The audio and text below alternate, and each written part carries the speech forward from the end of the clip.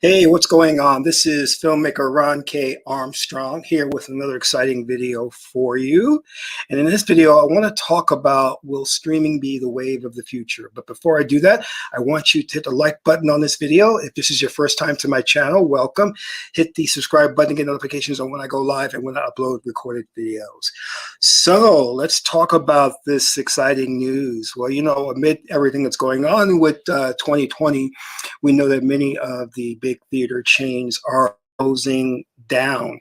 And to be honest, it's not, there doesn't seem to be a likelihood of them reopening. And we see that Hollywood is restructuring itself to deal with this entire pandemic. So things are changing. And I want to kind of update you so you can get an idea of what's happening. And I always see things like this. Whenever there's a challenge, we say it's not really a challenge, it's an opportunity, And if we're looking back in terms of filmmaking decades ago, we can see there were two great pivot points or changing. If you remember in the early 80s, we saw that the studios were looking for more independent films because the A-list actors were demanding so much money and salary, and films were getting like out of hand in terms of budget costs. So instead of employing like Arnold Schwarzenegger to do his next film, they would look for independence, and they would basically pick up these independent films and distribute them.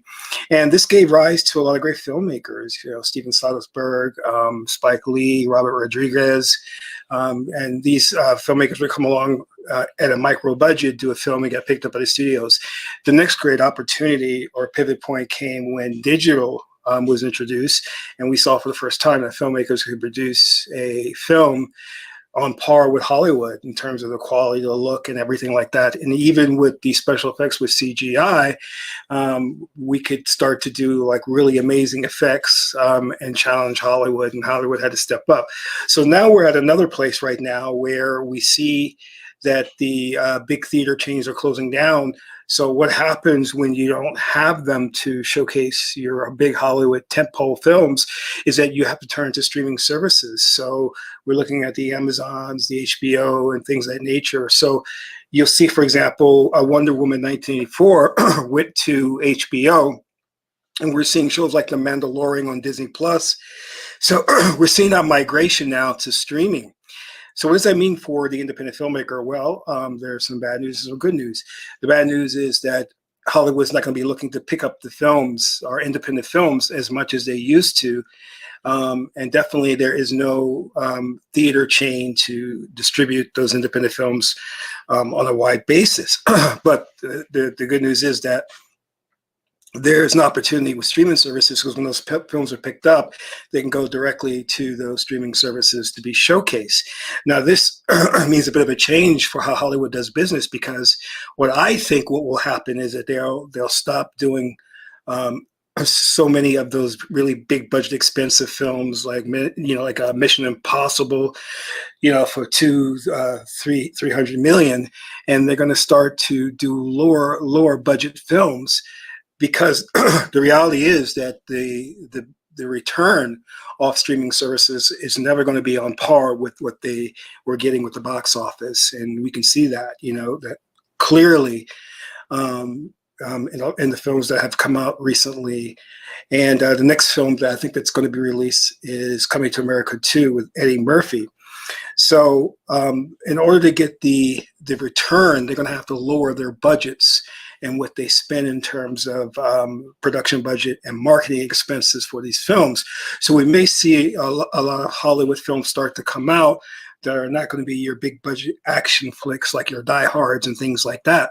So keep that in mind. The other thing is this represents a great opportunity for independent filmmakers, because this is where you can either jump on board with this with the studios, meaning try to work with the studios, get into that door, make your film and get it to a streaming service, or you can create your own platform online to showcase your work and to get your name out there, and then kind of like, kind of like a way of like your resume. You do this film, you put it online on your own platform to get the attention of Hollywood and the major studios.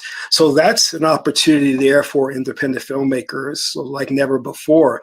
And again, I'm bringing this up because we got to keep our finger on the pulse of what's going on, and really kind of look at this as a long-term thing, because I see a lot of people who are very optimistic. They're thinking, well, soon things will go back to normal, and then it'll be business as usual. Because if you look at the trades, you'll see that a lot of managers and agents got laid off.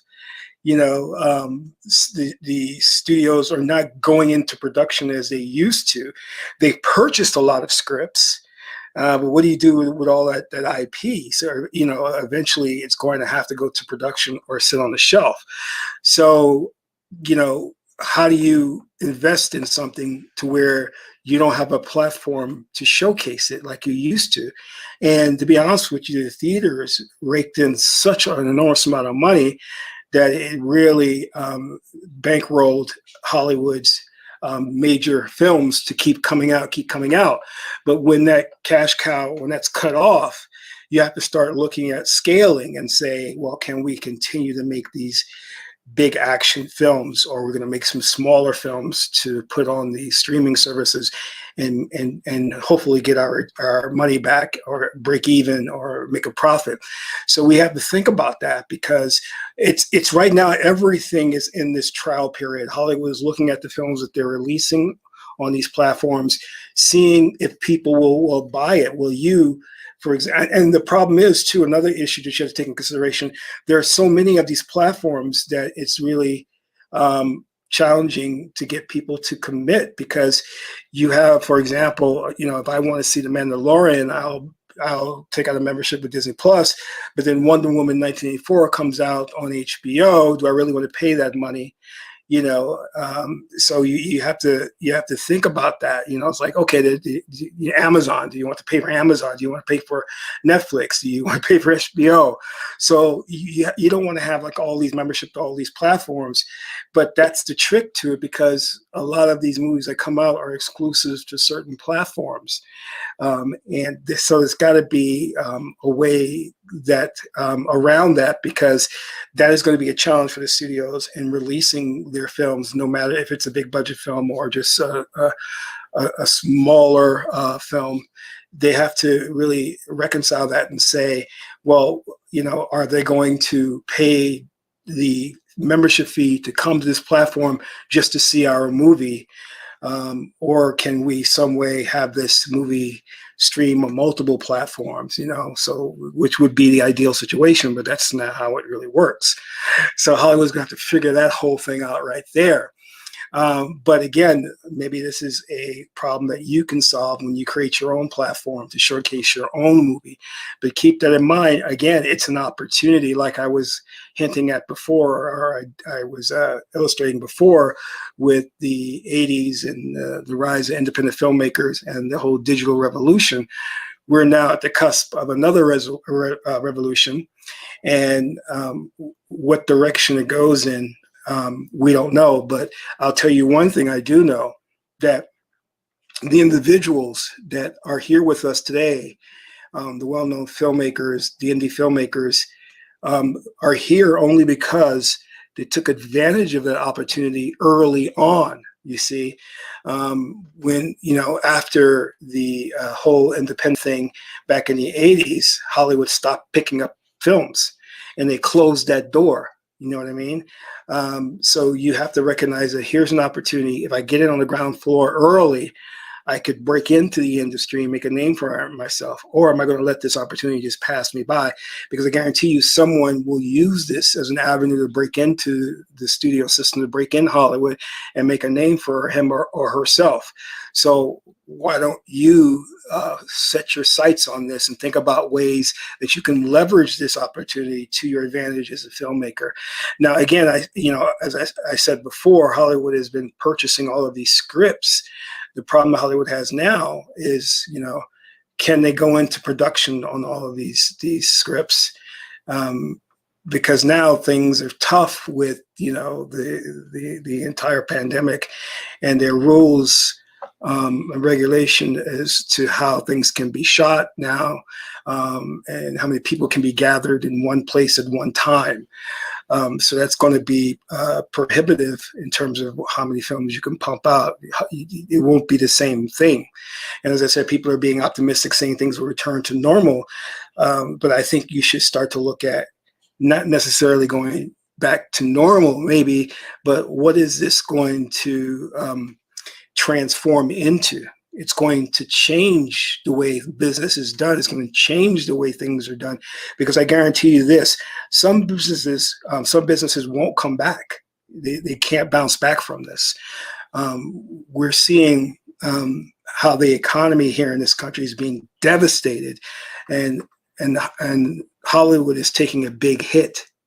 So in order to survive, they're going to have to adapt and change the way they do business. And I don't think they're going to be able to. They may return to business as usual, where they're pumping out all these big budget films. I think it's going to be just adapting to a new way, and learning to navigate that new system. Now, that's not to say that things won't return in a year or two. That's quite possible, but I don't think we're going to have it to where the big theater chains are just going to bounce back right away and everything will be normal again. I think there's going to be significant differences in the way business is going to be done. Maybe there'll be more reliance on these streaming platforms, and less reliance on the theater. Will people be willing to come back to the theater, be in close proximity to each other, and watch a film, or will they just want to go back to watching it at the comfort of their own homes? And will people be willing to pay $20 to watch exclusive film that premieres on these streaming platforms? So we have to think about that. That's another thing to take in consideration, or Hollywood needs to take in consideration. But either way, I just want you to keep this in mind. Now, if you're interested in learning more about, where things are going with Hollywood and that whole deal, I want you to check out my program, which is called the Secret Movie Deal Program, which gives you tips, tricks, and techniques to break into Hollywood. And even during this very, very turbulent time, it's a well thought out program that has a lot of details and a lot of videos, a lot of instructions on ways to go about pitching, selling your script, and breaking into the Hollywood system. So check it out now.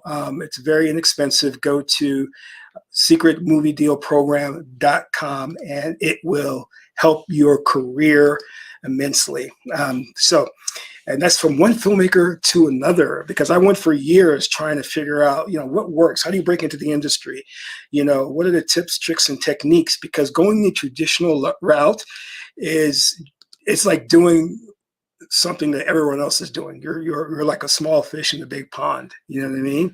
So I flipped the script in that program to where you can just go around all of the red tape, the rejection, and things of that nature, and really just break in there and create notoriety for yourself, which is very, very important in this industry.